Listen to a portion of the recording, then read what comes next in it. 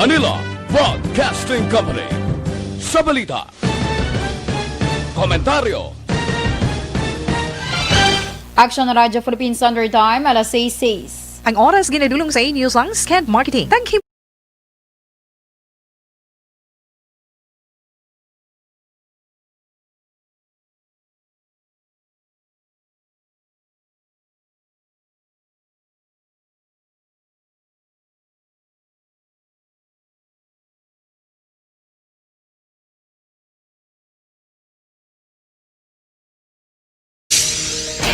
Magadulong sa inyo sang mga nagapanguna nga balita lokal, national, international, sports, kag entertainment. Aksyon! Balita Evening Edition. Kag karon ang inyo news team. Una sa balita, una sa aksyon. Mayong gabi Metro Bacolod, mayong gabi kabugusan nga Western Visayas. Welcome sa pagpangalagad sang Aksyon Balita Evening Edition karon nga adlaw Biyernes, Oktubre 9, tuig 2020. Makitan kita live sa among official Facebook page kag sa YouTube channel ang Aksyon Radio Bacolod kag mabatian pagi sa www.actionradiobacolod.com.ph. Ang inyo tagbalita Aksyon and Defensor. Kag karon sa aton mga headliners, una sa balita lokal. Una sa balita, una sa aksyon. Mandatory surveillance testing himuon sa mga manugbaligya sa 3 ka merkado sa syudad sa Bacolod. Nasapuan nga patay kag nasulod pa sa sako sa banwa sang EB Magalona nakilala na. Sa atong balita national, siyam patay sa rayot sa Bilibid kainas sang kaagahon. Kamara ginaduso nga mag-resume sang deliberasyon angod sa 2021 nga national budget. Sa aton balita international, White House physician nagpahayag US President Trump mahimo na makabalik sa public events sa adlaw sang Sabado. Kag sa aton balita sports sa NBA, Lawrence Frank sang LA Clippers giningadlan bilang Executive of the Year. Kag sa aton balita entertainment, KZ Tandingan kag TJ Monterde nagpakasal na. Sa balita, una sa aksyon.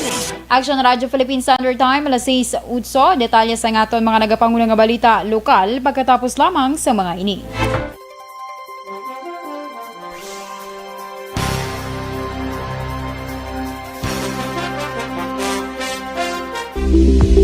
Ito ka mga importante nga mapamagi agud mapungga ng paglaptas ng Coronavirus Disease 2019 o kung COVID-19 sunod sa World Health Organization o kung WHO. Una, ugaliyo na masami nga pagpanghugas ang kamot agud mapasigurong katinlo sa kaugalingon. Ikadua, likawan man ang masami nga pag-uyat sa ilong kamot kag baba. Ikatatlo, tabunan sang tisyo kung kamot ang baba kung ginaubo. Ikaapat, likawan ang pagpadulong sa mga lugar nga masami ginatipunan sang publiko. Ikalima, magtiner sa puluyan kung hindi mayong kondisyon sang lawas ilabi na kung nagabatyag sang hilanat kag ubo. Ikaanom, kung naga-eksperyensya sa hilanat ubo o kung kabudlayan sa pagginawa. Kilayon nga magpakonsulta o kung magpangayo sang panugyan gikan sa isa ka doktor. Ikapito, tingwaan nga mangin updated sa balita kag mga informasyon angot sa COVID-19. Ining apahanumdom ang ginatulong sa inyo sa kaalwan sang World Health Organization, Department of Health kag Aksyon Radio Bacolod.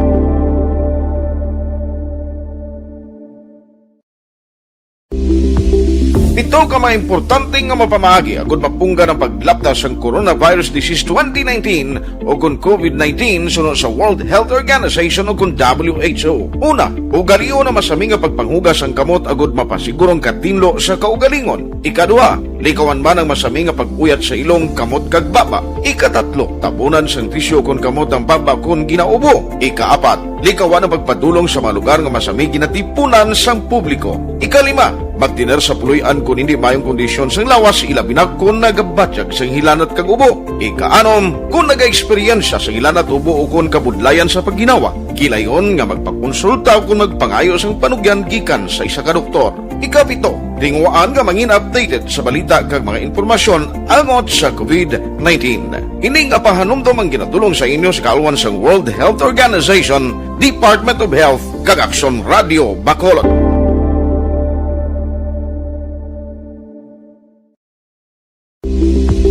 Ito Pito ka mga importante nga mapamagi agud mapungga ng paglaptas ang Coronavirus Disease 2019 o kung COVID-19 sunod sa World Health Organization o kung WHO. Una, ugaliyo na masami nga pagpanghugas ang kamot agud mapasigurong katinlo sa kaugalingon. Ikadua, likawan man ang masami nga pag-uyat sa ilong kamot kag baba. Ikatatlo, tabunan sang tisyo kon kamot ang baba kon ginaubo. Ikaapat, likawan ang pagpadulong sa mga lugar nga masami ginatipunan sang publiko. Ikalima, magtiner sa puluyan kung hindi mayong kondisyon sang lawas ilabi na kung nagabatyag sang hilanat kag ubo. Ikaanom, kung naga-eksperyensya sang hilanat ubo o kung kabudlayan sa pagginawa. Gilayon nga magpakonsulta kung magpangayo sang panugyan gikan sa isa ka doktor. Ikapito, tingwaan nga mangin updated sa balita kag mga impormasyon angot sa COVID-19. Ining apahanumdom ang ginatulong sa inyo sa kalwan sang World Health Organization, Department of Health kag Aksyon Radio Bacolod.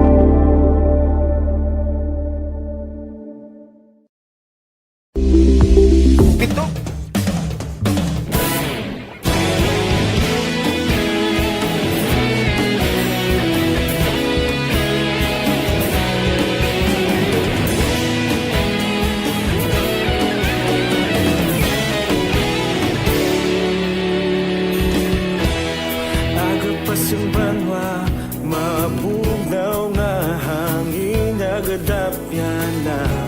Ikaw na ang ginapamati ang amon ginasandigan. Tingog sang probinsya, kamatuuran ginapalap na. Minsay nga may dala, paglaom kag kasanat.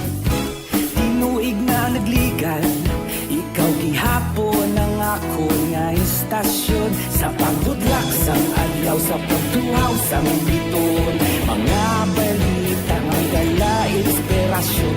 Sa balita, sa aksyon! Action Radio Philippine Standard Time, alas 6:12, kagkaroon sa ritana sa ngaton mga nagapanguna nga balita lokal. Nag-issue sang executive order si Bacolod City Mayor Evilio Leonardia angod sa pagpadigayon sang mandatory surveillance testing sa mga manugbaligya sa 3 ka mayor nga merkado sa syudad sa Bacolod. Ini ginalakipan sang Central, Burgos kag Libertad Market.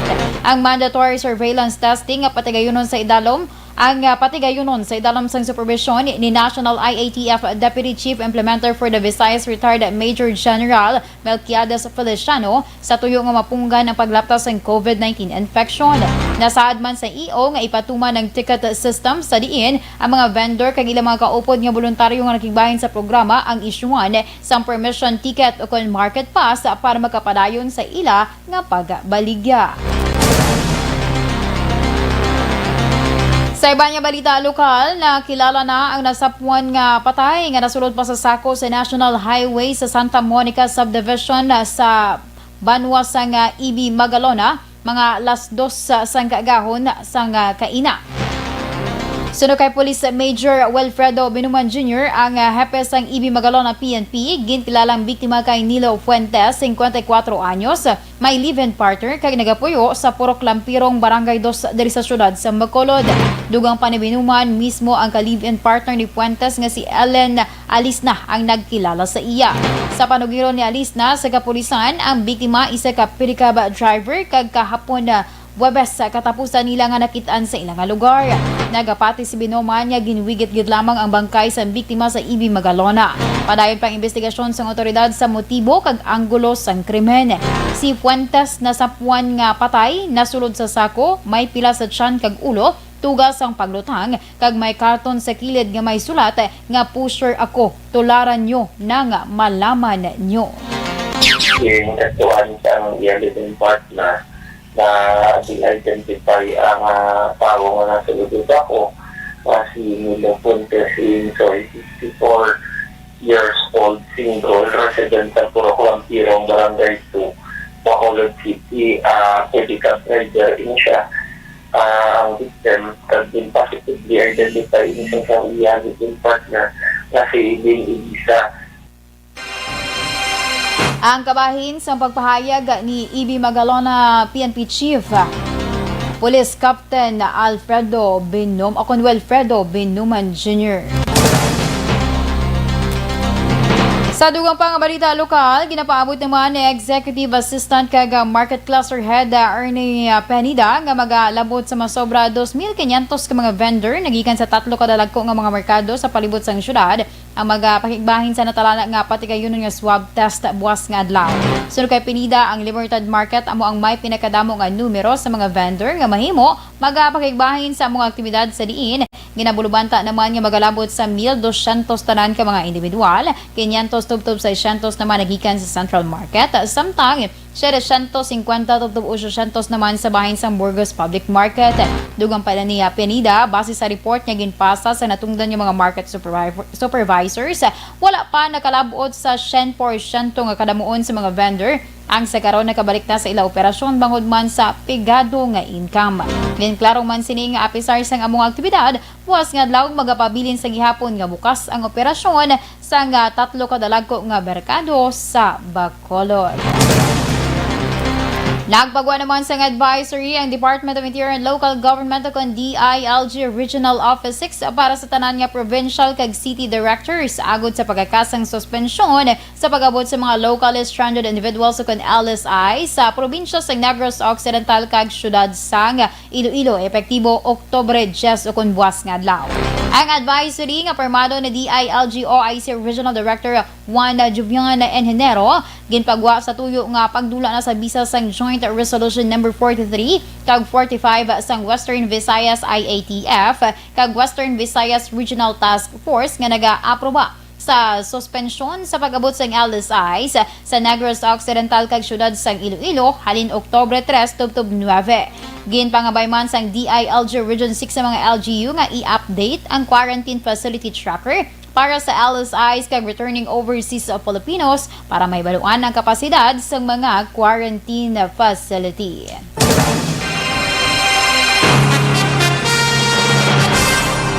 Plano naman ni Bacolod City Councilor Archie Baribar nga ipasulod sa agenda sang ila regular nga sesyon masunod nga semana ang ginaproponer sini nga ordinansa nga nagatuyo sa pagpatuman sang regulasyon angod sa pagsuksok sang face shield. Sunod kay Baribar, isa ka public hearing ang ginpatigayon sang iya komitiba. Subong nga hapon nagutalakayo ng kaundan sang iya nga ginaproponer nga kasuguan kaupod ang pilaman ka mga sektor sang sosyedad nga apektado sang among regulasyon.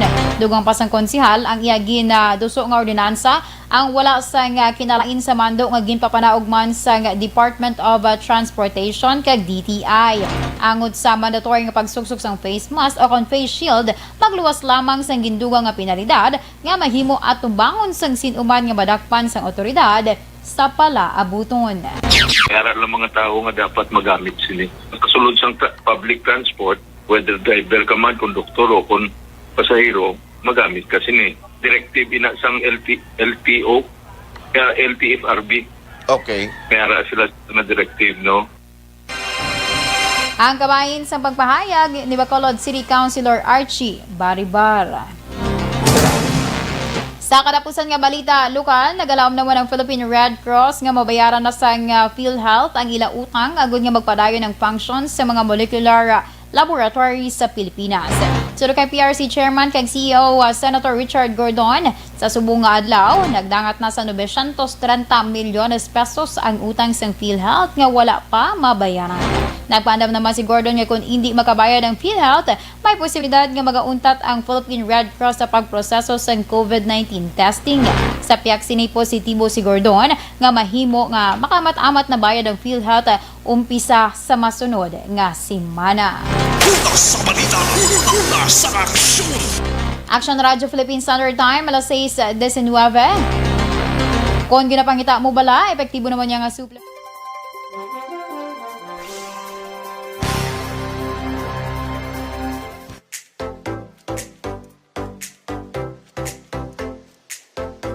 Mga ka-aksyon, madamo sa naglaylay na pamaagi at protektahan ang imong kaugalingon batok sa novel coronavirus 2018 o ng COVID-19.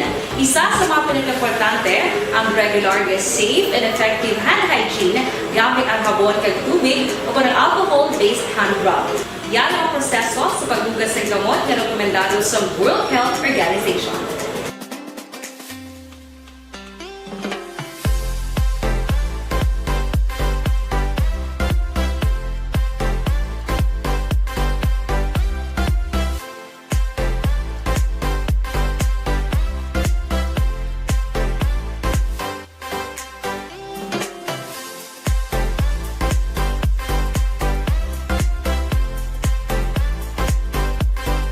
Laing ipagpamuhi. Good evening sa aton mga ka-action nga naga-monitor sa aton nga Facebook Live sa subo nga adlaw man sang Biyernes, Oktubre 9, tuig 2020. Sa kay Ma'am Rose Guevara, good evening. Sa kay Ma'am Sheila Alagos, good evening man. Medyo dasig-dasigon lang na-actionan kay para lawag tatanan. Sa kay Michelle Lasayo, naga-monitor live with the 3 hearts. Thank you.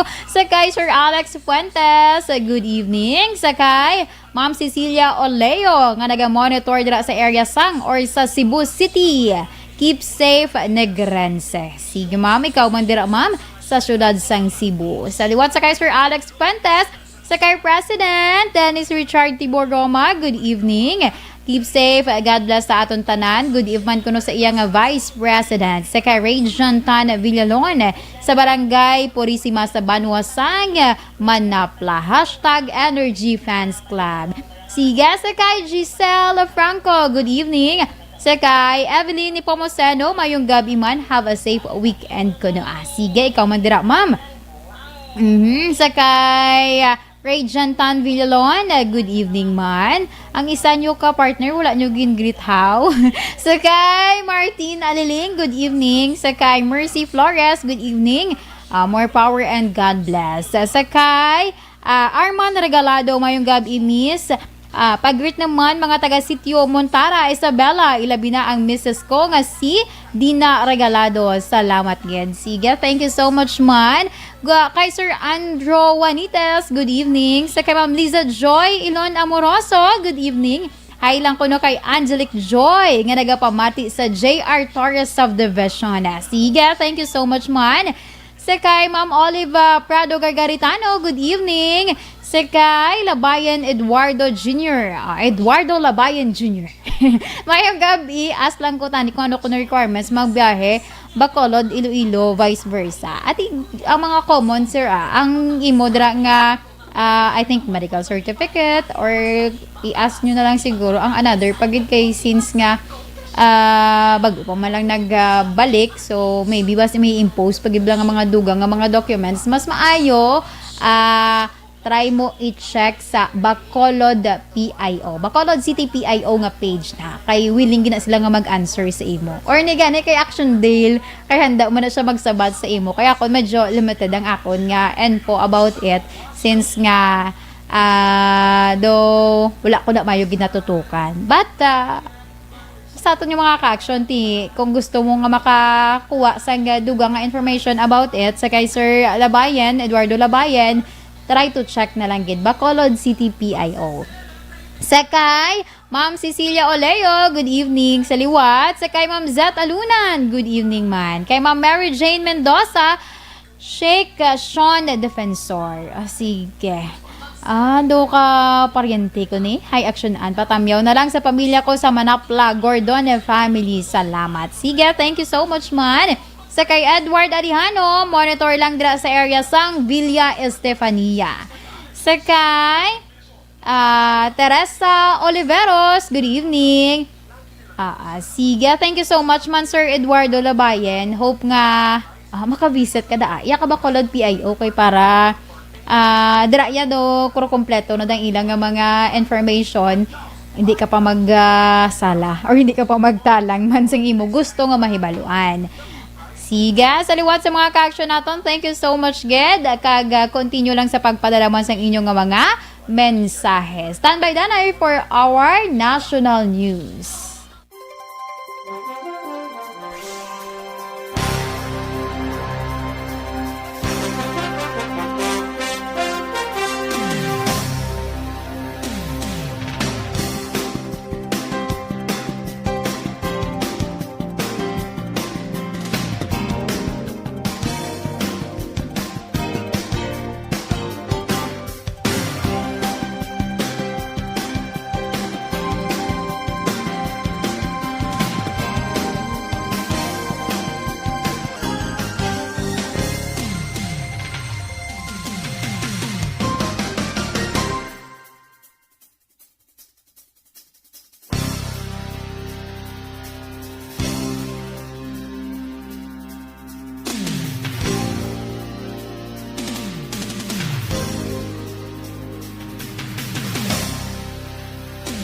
6:26 kagaron sa detalye sa ngaton mga nagapanguna nga balita nasyonal. Ginkumpirmar ni Bucor spokesperson na Gabriela Chaklag nga siyam ka preso napatay sa rayot nga natabo alas 2:30 kainasang kagahon sa Bilibid. Suno kay Chaklag, lakip sa napatay ang 7 ka mga miyembro sang Sputnik Gang kag 2 naman sa Commando Gang. Dugang pa ni Chaklag, naglabotanay ang 2 ka grupo rason nga natabo ang rayot. Sa karon nagapadayon ng investigasyon kung ano ang rason sang natabo o kung sang insidente. Samtang ginmando naman ni Justice Secretary Minardo Guevara sa kay Bucor Chief Gerald Bantag nga imbestigahan ang insidente kag magpasa sang report sa iya sa gilayon. Sa dugang nga balita nasyonal, ginpasiguro ni Health Undersecretary Maria Rosario Vergere nga magapadayon ng implementasyon sang Universal Healthcare Law sa piyak sang isyu nga ginapangatubang sa karon sang PhilHealth. Sa online forum, ginpahayag ni Vergere nga ang privatization o kung posible pag-abolish sa ahensya o kung ahensya nga una ginmensionar ni Presidente Rodrigo Duterte matapos akusahan ang mga opisyal sang PhilHealth may kang tanan sa anomalya sa Internal Revenue Mechanism o kon IRM funds sa hospital baloras 15 bilyones pesos. Suno kay Vergere, hindi makaapekto ang kontrobersiya sa implementasyon sang UHC. Subong man, gisuportahan naman sang Health Department ang pagdakip sa mental health expenses sa idalom sang UHC law coverage. Ginaduso ni Cabinet Secretary Carlo Nograles sa Kamara nga i-resume ang plenary deliberations angod sa ginaduso nga 2021 nga national budget. Suno sa kongresista, wala dapat gina-delay ang pondo. Ilabi pa nga ginalakipan inis ang probisyon para sa mga tikang kag pagtingwa sang gobyerno sa pagtapna sang COVID-19.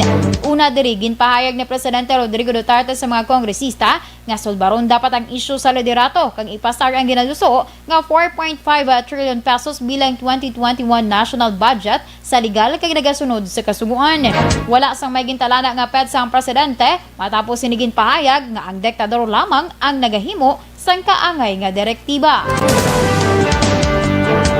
Sa katapusan nga balita nasyonal, nagperma sang kasugtanan ng China para masiguro nga ang COVID-19 vaccines mapanagtag sa mga pigado nga nasyon kag natalana pa nga mag-intraman sa WHO-led clinical trial sa tuyo nga makontrol ang pandemic.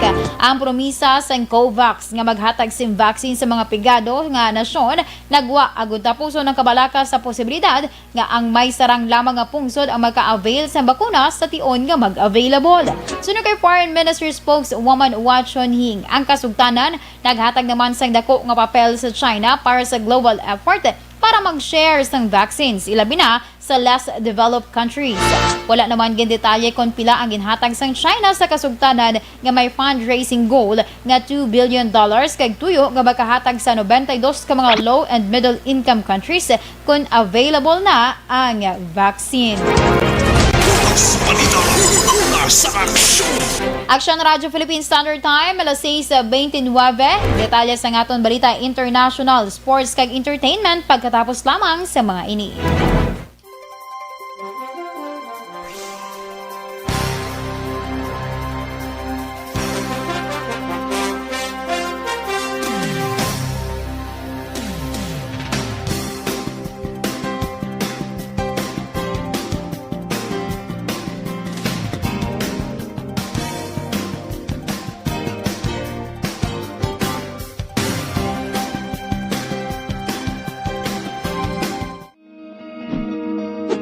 Labanan ng banta ng COVID-19 sa ating bansa, mahalaga ang kooperasyon ng bawat isa.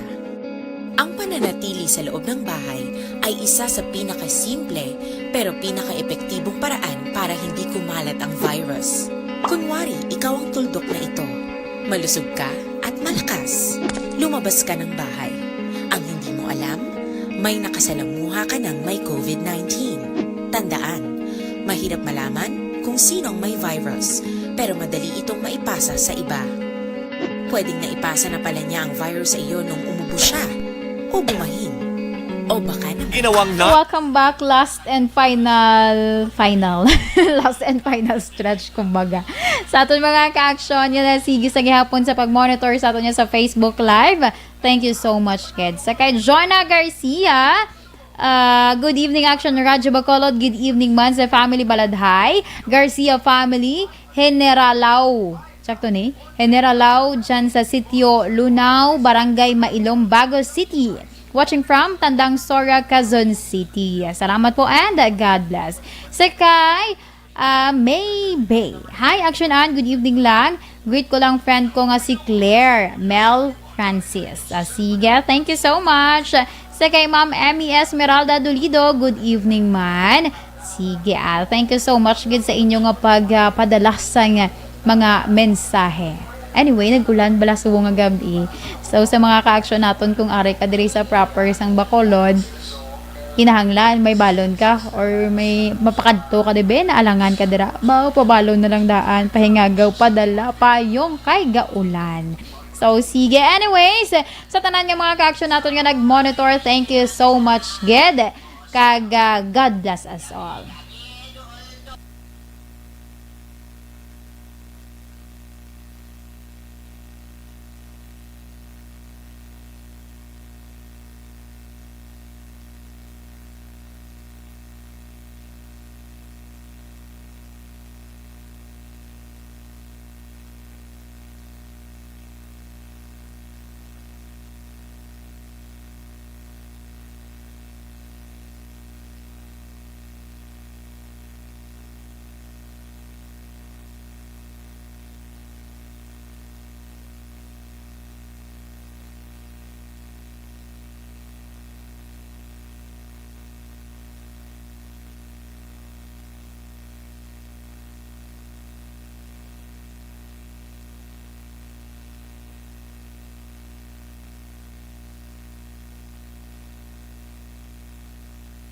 Nahawa na dahil humawa kayo sa parehong bagay na kontaminado.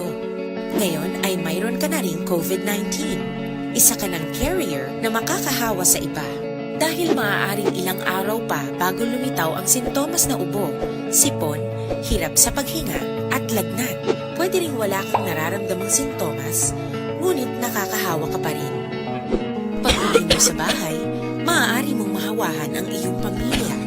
Kasama na rito ang lolo at lola mo o ang mga magulang mo na may edad. Sila ang may pinakamahina na depensa laban sa virus.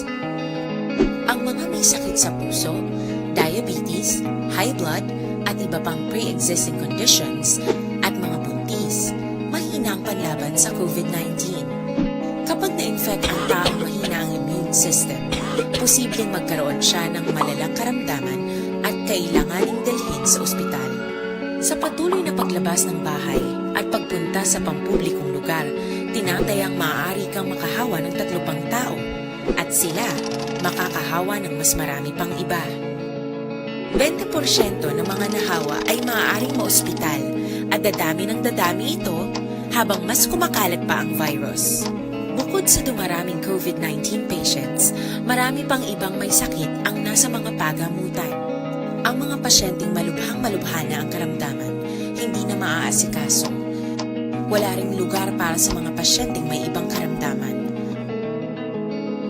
Kaya nating iwasan ang patuloy na pagkalat ng COVID-19 kung iisipin natin ang kapakanan ng iba. Kailangan nating isipin at kumilos na parang bitbit na natin ang virus para hindi ito kumalat pa sa iba. Sundin ang social distancing. At hanggat maaari, manatili sa loob ng bahay. Kung talagang kinakailangang lumabas, panatilihin ang 1 metrong layo sa ibang tao. Maging malinis din sa katawan at sa kapaligiran.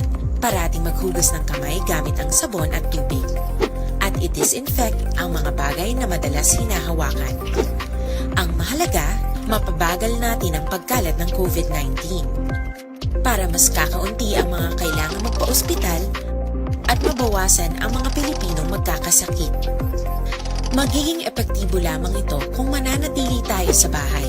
Sundin ang social distancing. Isang maliit na sakripisyo para sa buhay ng kapwa nating Pilipino. Tulong-tulong tayo. Let's beat COVID-19.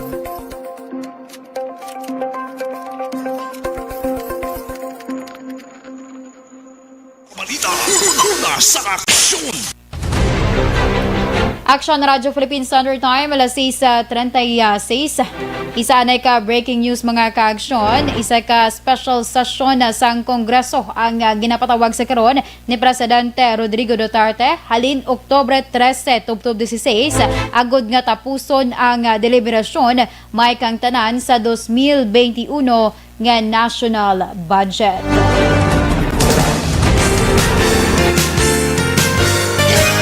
Kagaron sa detalye sa aton balita international, ginpahayag sang physician US President Donald Trump nga natapos na sini ang iya therapy para sa coronavirus kay nagapabilin man nga maayo ang kondisyon halin sa makabalik sa White House kag mahimo naman nga magkabalik sa public engagement sa adlaw sang Sabado. Ginhimo ni Dr. Sian Conley ang pahayag sa memo nga ginpagwa sang White House. Ginpasiguro naman ni Conley nga maayo ang response sa lawas ni Trump sa ginapatigayon o kung ginahimo nga treatment. Kag sa aton balita sports, ginhingadlan bilang 2019-2020 NBA Executive of the Year ang presidente sa basketball operations para sa Los Angeles Clippers, si Frank Lawrence. Ang nagaisahanon nga Clippers executive nga nakadaog sang award nga gimutuhan sang ilang man nga mga kaupod. Si Frank nagakuha sang 10 first place votes kag 61 ka total points nga ginsundan ni Sam Presti sang Oklahoma City nga may 41 ka puntos kag Pat Riley sang Miami nga mayara sang 39 ka puntos. Ginpanginbulahan naman ni Clippers chairman Steve Ballmer si Frank nga ginakabig sini bilang isa ka dedikado nga leader. Kag sa aton balita entertainment, matapos ma-engage sa tungbulan sang Disyembre, nagligid nga tuig ang celebrity couple nga sa KZ Tandingan kag TJ Monterde ay nagpakasal na sa tung Setyembre 28 nga ginpagwa naman sa latest music video nga gin-release sa YouTube channel ni KZ. Ang duha nagpakasal sa The Farm sa Benito sa Lipa, Batangas.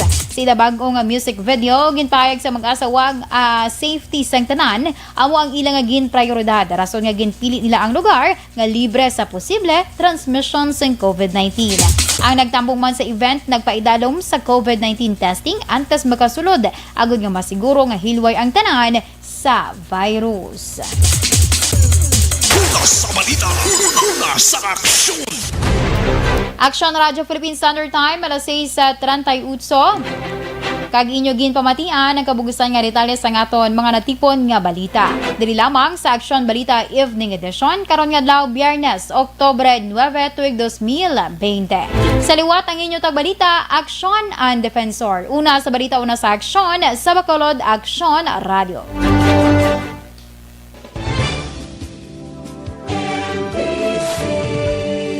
Manila Broadcasting Company. Sa balita, komentaryo, isyu, serbisyo publiko.